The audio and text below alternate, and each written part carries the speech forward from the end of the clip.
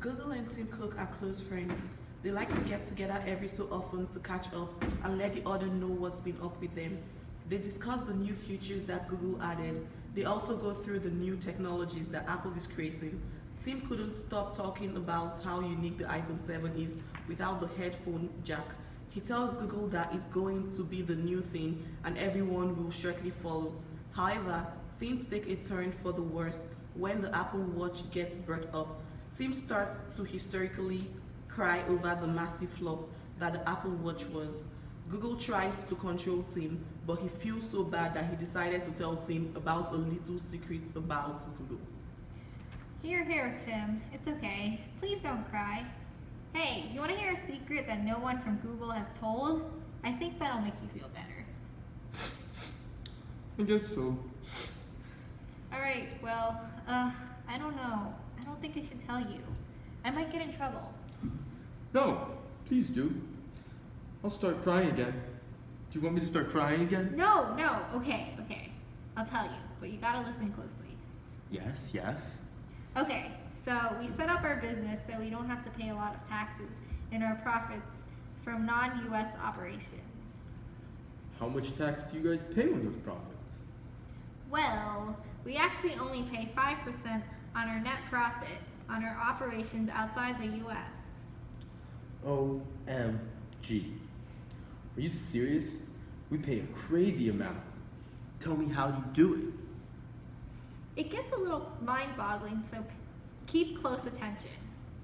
So we, of course, have our parent company here in Silicon Valley that pays the regular US income tax. In order to do this, our US company formed an Irish subsidiary. We placed this Irish company offshore in Bermuda. This company is resident for tax purposes in Bermuda by having the management and control all focused in Bermuda. Pretty much we say our headquarters is in Bermuda. Hold up. So you're telling me that you get to go to Bermuda? I've always wanted to go there. I hear it's beautiful. The water is blue and the sand is... Whoa, you're getting off topic. But yes, side note, I have a timeshare there. The mister and I sure do love it. Anyway, our US company licenses some of our intellectual property to the Irish company in Bermuda, which with agreed royalty and fee rates that will be paid back to us in the US. The Bermuda company then formed a second company in Ireland. This makes the company a tax resident of Ireland.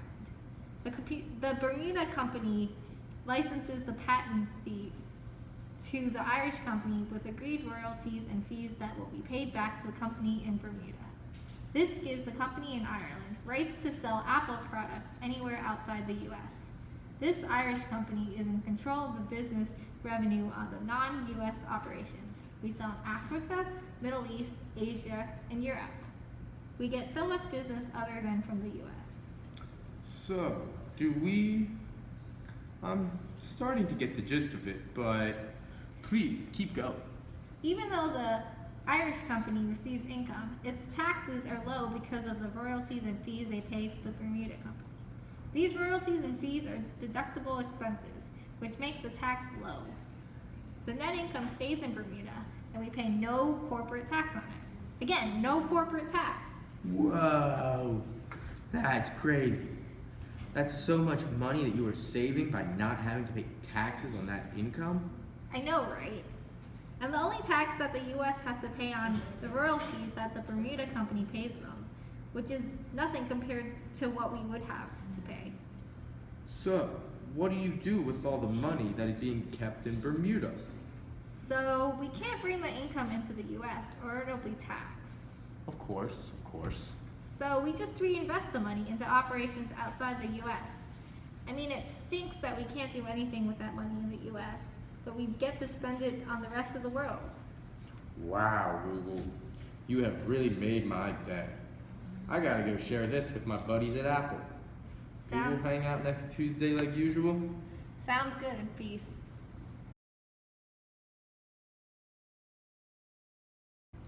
Hey there, Mary. How are you doing? Good, thanks, Tim. Well, you're going to be great when I tell you about this amazing scheme that Google told me about. Oh, really? Please don't tell me about it. Okay, so it's called the double Irish strategy. It is a way for us to save billions of dollars through evading taxes, and it's totally legal. Yeah, I've heard about it, but didn't think it was a good idea because how fair would that be if a company doesn't pay taxes and I do? Well, you clearly don't have a good tax person. But that is another discussion we can have later. Do you think you can set up an appointment with Ireland so we can start saving moolah? It needs to happen ASAP. Okay, boss, whatever you say. I don't think you thought this through, though.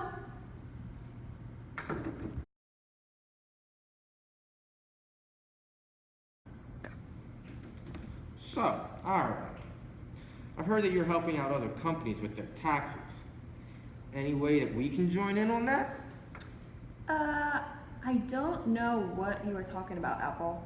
We do everything in the right realm of our legal system. We make sure every company abides by our tax laws. All right, Ireland. So we're thinking of registering Apple Sales International and Apple Operations Europe in Ireland. These companies will hold our intellectual property and products and brands outside of North and South America. So, basically, we will funnel all the sales that happen out of North and South America into our Irish registered companies, which is basically 60% of our total sales. This transfer pricing will allow us to be taxed in Ireland, and this is all legal, right? It is definitely legal in Ireland. However, some might want to consider the ethical viewpoint of this. Oh, no matter the ethics. We're focusing on the bottom line profits. So, are you going to tax us the regular 12.5% you tax all the other Irish companies? Or can you give us a better deal? How about we give you a great deal and only tax you around 0.005% taxes on your money that you are funneling in? Wow, that's amazing. Thanks. Will the European Commission be okay with the low tax rate, the transfer pricing that we're doing? Meh, we're all good. The European Commission can make all the fuss they want to, but we do what we want.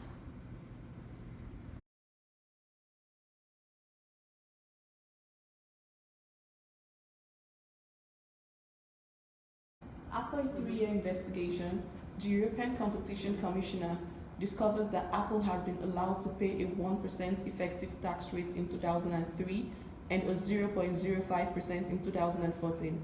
EU Commissioner Margrethe Vestager is not happy and has told Apple to pay up.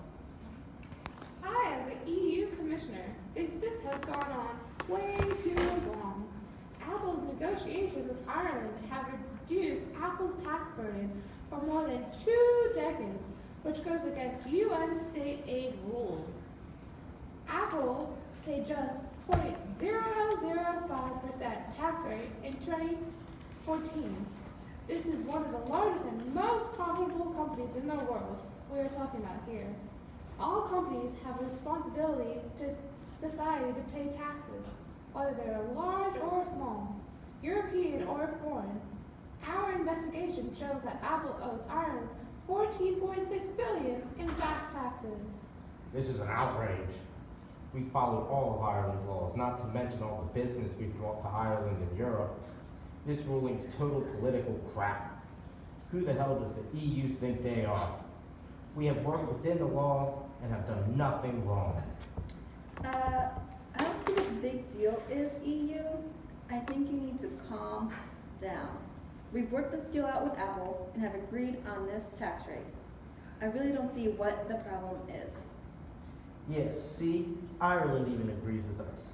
EU Commissioner, you need to mind your own business and stop being a bully.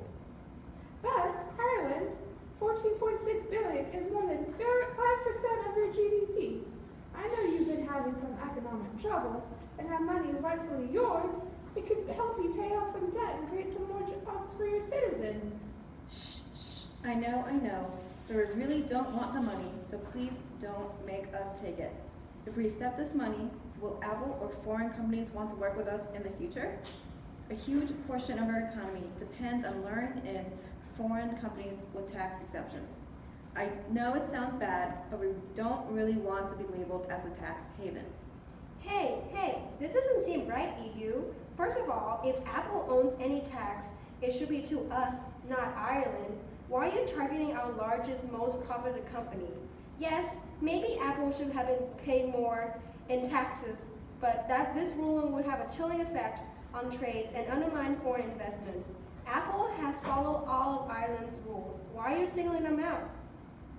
A case is a case. We're not singling anyone out. And know that we plan to go after other companies who are doing this as well. Last year, we ordered Starbucks to pay $35 million in back taxes to Netherlands, where they have their headquarters. We also ruled against Chrysler for stealing in Luxembourg. We planned to go after Amazon, who's avoided taxes by setting up in Luxembourg, and McDonald's, who has paid very low taxes despite massive profits. These companies might face a punishment. Sounds like a war of the U.S. companies to me. Apple, or any company for that matter, should not be above the rules just because it's a huge corporation. Any company has a duty to society to pay taxes, and it should not matter how big or small a firm is. Ireland granted illegal tax benefits to Apple, which should not follow EU rules. That's simple. Large multinational corporations should not get special benefits. They've overwhelmed competition by reducing the taxes they pay. Something smaller businesses don't have the bargaining power to negotiate. We follow all the laws and pay all the taxes in Ireland and wherever we operate. I still feel we've done nothing wrong.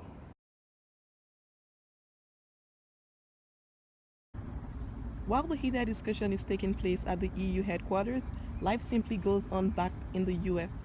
People consumed with their own personal lives and troubles often remain ignorant about what is going on around them and around the world. The Apple brand is recognized everywhere, through the presence of billions in physical products worldwide, through the consumer's endless hype in anticipation of the newest version, and most importantly, through Apple's easy integration into the lives of every average person. A lot of people know Apple, but only a few really think about what Apple has done to get to where it is. Here's a conversation between two Apple product users. Wow, look around you. Everyone is on their iPhones. Well, I'm one of them, but dang, when did Apple become so popular? I got you, bruh. I got one too. It's insane, but it's so damn convenient. Oh, did you hear about that taxes issue in Ireland? Apple is in big doo-doo now for not paying the proper taxes on its profit.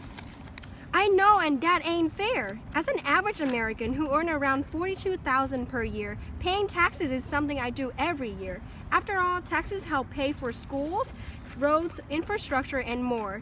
I paid my dues. Shouldn't big corporations do the same? Well, technically speaking, they're not breaking any rules. They're still paying taxes, just at a contracted low rate. Exactly. That means the system is rigged. No. I think other big companies are doing so too. And many wrong doesn't make a right, and you know it. I guess. And you heard about the horrendous factory conditions in China where all these iPhones are assembled, right? Yeah, I heard. You think that's acceptable? Of course not. But it's not easy to change the situation, especially when the people in China are still willing to work despite the conditions. I know. The whole thing is messed up. I guess the question becomes this. Is it our responsibility as consumers to say something about this and demand the company to change? How is it our responsibility?